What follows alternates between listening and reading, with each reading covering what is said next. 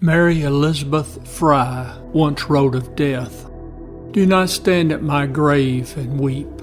I am not there. I do not sleep. I am in 1,000 winds that blow. I am the softly falling snow. I am the gentle showers of rain. I am the fields of ripening grain. I am in the morning hush. I am in the graceful rush of beautiful birds in circling flight. I am the star shine of the night. I am in the flowers that bloom. I am in a quiet room. I am in the birds that sing. I am in each lovely thing. Do not stand at my grave and cry, I am not there. I did not die." Hey guys, welcome to another episode of Coffee, Tea, and Crime. This is Dana, and in today's episode, JR and I will be covering a horrific double homicide from 1999. This is the story of Lost in Ozark, the murders of J.B. Beasley and Tracie Hawlett. Our story begins in my old stomping grounds, the great state of Alabama. As teenagers, what can be better than going out to the country for a field party? It would have to be going to a field party to celebrate your BFF's 17th birthday. It was in or around 10 p.m. when J.B. Beasley and Tracie Hawlett hopped into Beasley's 1993 Mazda 929 and trekked off from Dothan on that humid night towards the party location somewhere close to Headland. Some folks said the field was between Headland and Midland City, somewhere along the 10-mile stretch of Highway 134. The girls never showed up for the party, as they evidently got turned around on some of those old country roads in and about Headland.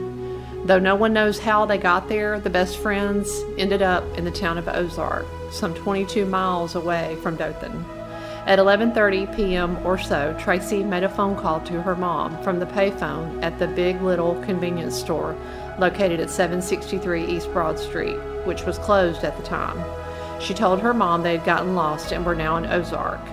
They had received directions to Highway 231 from a lady and were on their way back to Dothan. Marilyn Merritt later told police she had pulled on the convenience store lot while the girls were there and given them directions.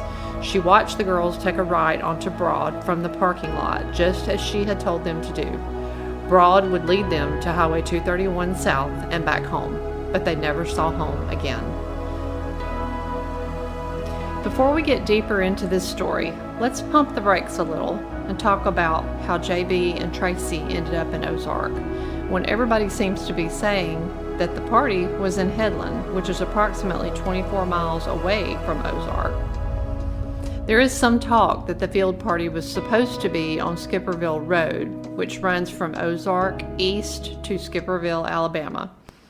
Skipperville Road turns into East Broad Street, approximately 1,000 feet from the store where the girls were. In fact, from Highway 231 to the store, East Broad changes names 2 more times. Maybe the constant road name changes could have confused them? There is another story out there that the girls made 2 phone calls from 2 separate convenience stores that night while they were in Ozark. The first call was made to some of their friends who gave them directions for the party location. The girls then got lost a second time and stopped to make the call from the Big Little convenience store. If the party was to be on Skipperville Road, they were so agonizingly close to finding the elusive destination. The party being in the area of Ozark would make more sense as to why the girls were in that town. It's safe to say we may never know where their true destination was. In any event, the girls got lost in Ozark. By the next morning, JB and Tracie had not arrived home, and the parents of both girls called Dothan Police Department to report their daughters missing. Time on both reports showed as 10 a.m. Dothan police took reports and issued a BOLO, be on the lookout, statewide for Tracie and JB. Dothan Police Department made a call to Ozark, and officers from that department began a search for the girls and their vehicle, as well as a follow-up at the store. At 9:02 a.m., Ozark police found JB's car. The following narrative is from the Ozark Police Department report. This officer met with Dothan investigator Sergeant Miller at Herring Avenue at James Street with vehicle listed that was abandoned in reference to 2 missing juveniles from Dothan. The car had been found at 09:02. And folks, for you non-military and non-police out there, that would be 9:02 a.m. on 8/1 of 99 by Sergeant Blankenship. The vehicle was unsecure. The driver's side front and back window was down. A purse was on the passenger side floorboard front, with change purse laying between the driver and passenger seat. Dothan investigator Miller stated that he was going to open the trunk. Investigator Miller went to his vehicle and put on rubber gloves. Investigator Miller returned to the vehicle and pushed the button located on the inside of the driver's compartment. This officer and Investigator Miller went to the rear of the vehicle. Investigator Miller raised the trunk. Inside the trunk of the vehicle were the 2 missing juveniles. The victims were deceased. An additional supplement to the original report was submitted by Ozark Police. It reads as follows. The victims had what appeared as a head injury. Both victims were deceased. This officer notified all essential personnel. Investigator Miller notified his department and all essential personnel. Now folks, the reason the reports are so sketchy on information is due to the fact that these reports are public information and police don't want to give out certain facts of the case while the investigation is ongoing. As JR always says, you can't conduct an investigation in the media. Before we get into the vehicle description and general crime scene location, remember that we are providing information, for the most part, gathered from sources other than the local constables. We will let you know when information put out by us is from the police. Any other stuff, we cannot be certain as to the validity of the information, other than it is general consensus from sources on the World Wide Web. For instance, Stone Cold Project was a good source of material, in our humble opinions. So tread lightly, my friends. Okay, back to the vehicle crime scene. The vehicle, though muddy, was undamaged, and the gas needle was showing a near-empty tank. The driver's side window was rolled down an inch or 2, and the doors were unlocked. JB's driver's license was on the dashboard, and the girls' purses were inside the car. However, the car keys were nowhere to be found. The girls' shoes and lower pants legs were muddy and wet. One 9mm shell casing was covered from inside the trunk. The spent casings could be an indication that one or both victims were shot after being placed in the trunk. Semi-automatic pistols, for example, eject rounds out from the right side of the weapon. The killer would have to have been standing at or very near the trunk for the casings to have landed inside, with the right side of the weapon closest to the trunk. Police would later recover 2 spent 9mm bullets from the trunk area, one from the left rear quarter panel and the second from the right rear quarter panel.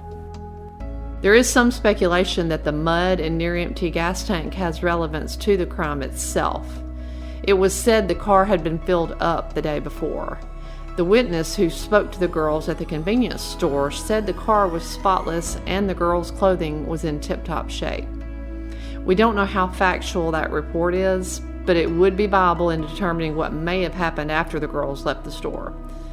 Now, about the gas, we don't know how many miles the car was driven on the 31st of July when the girls were searching for the party. Maybe it was already close to empty. Did the girls realize this and stop for gas when they encountered the killer? Bullet path. The bullet perforates the face in a front to back and right to left direction, grazing the base of the skull, perforating the medullary and cervical spinal cord junction, exiting in a 5/8 inch length laceration in the posterior upper neck, 8 inches from the top of the head on the midline. No bullet recovered at autopsy. An area of powder stippling 4.5 by 2.5 inch area on the back of the right hand, 32 inches from the top of the head, is also present. Cause of death, intermediate range gunshot wound to the face. Manner of death, homicide. Bullet path. The bullet perforates the skull and brain in a right to left direction, guttering the anterior cranial fossa floors, macerating the frontal lobes, and contusing the anterior left temporal lobe. The bullet exits in a 3/4 inch laceration just in front of the ear, 6 inches from the top of the head, 1 inch in front of the ear, and 4 inches to the left of the nose. No bullet recovered at autopsy. Cause of death, intermediate gunshot wound to the head. Manner of death, homicide. Exhibit 2. One sealed manila envelope labeled in part right rear quarter panel containing one fired copper jacketed bullet. Laboratory examination of this 9mm/38 caliber bullet revealed that it had been fired through the barrel of the same firearm as the bullet described elsewhere as Exhibit 3. Page 2. Exhibit number 3. One sealed manila envelope labeled in part left rear quarter panel containing one fired copper jacketed bullet. Laboratory examination of this 9mm/38 caliber bullet revealed that it had been fired through the barrel of the same firearm as the bullet described elsewhere as Exhibit number 2. So now we have the Ozark Police Department, the Dothan Police Department, and the Alabama Bureau of Investigation, or ABI, all working together on this case.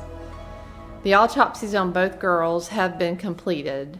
Within 3 months of the time of the crime, forensic work had been completed on the 9mm shell casing recovered from the trunk of JB's car, and the 2 spent bullets, or as the Alabama Crime Lab referred to them, the fired copper jacketed bullets recovered from the left and right rear wheel wells.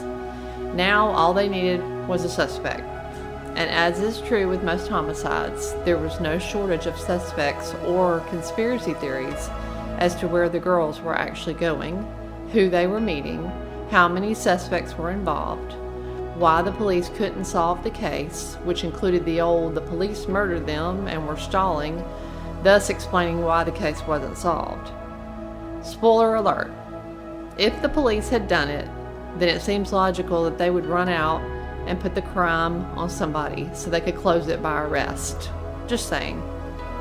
They certainly had a patsy in Johnny Barentine who wanted to collect the reward money. He started out telling the police he had information on the case, and before the Barentine saga ended, he had given the police 6 different stories, and in some of them even placing himself at the scene of the crime before then saying he had actually done it or participated in it. And do not let us fail to mention the man from Mississippi, not to be confused with the man from Michigan. The man in the white truck, closely related to just the white truck. Narco cops did it. Uniformed officers from Ozark did it. Uniformed officers from some mysterious, unnamed department did it. It was one person, 2, 3, and on and on. And for those spitting out theories, the girls were out boozing it up or buying dope from the local Ozark junkie. The autopsies showed no alcohol or drugs in their systems whatsoever. We here at Coffee, Tea, and Crime try to ground ourselves with facts. You know, like our old buddy, Sergeant Joe Friday. With that eloquent soliloquy out of the way, back to the case. The case lingered for almost 20 long, heart-wrenching years until DNA extracted from semen collected from J.B. Beasley's clothing was matched to a man from Ozark, Coley Lewis McCraney. At the time of the crime, McCraney lived less than half a mile from the spot where the vehicle was recovered. Interpretations. The DNA detected from the stains on the sweater, item 5, and the DNA profile of Coley Lewis McCraney matched. With a high degree of confidence, Coley Lewis McCraney, or his identical twin, is the source of the DNA detected from the stains on the sweater. The partial DNA detected in the sperm fractions of the stains on the panties, item 3, stains A and B, and the DNA profile of Coley Lewis McCraney match. JR and I are thinking that maybe the lady, when giving directions, told the girls to hang a left on South Union, which would take them to Highway 231, rather than going all the way down East Broad to the intersection with Highway 231. Or maybe she told them to go all the way down Broad, and the girls saw the 231 sign and decided on their own to turn left on South Union and try to hit the highway that way. There are 4 red lights on South Union between Broad and Highway 231. McCraney could have walked up on the car at any of the intersections. Maybe the girls stopped and asked McCraney if they were going the right direction to get to Highway 231, since it is a fair piece down South Union. After the night they had had, it wouldn't be a shock that they were nervous about getting lost again. We firmly believe this was a random act, a spur-of-the-moment crime of opportunity. Okay guys, that'll wrap it up for this episode. Thank you so much for watching this video. We would love to know what you think happened in this case. Let us know in the comments below. Also, if you have a case you'd like us to cover in future videos, please let us know that too in the comments. And last but certainly not least, please hit that like button and don't forget to subscribe and hit the bell to be notified for more cases like this. JR and I will see you on the next case.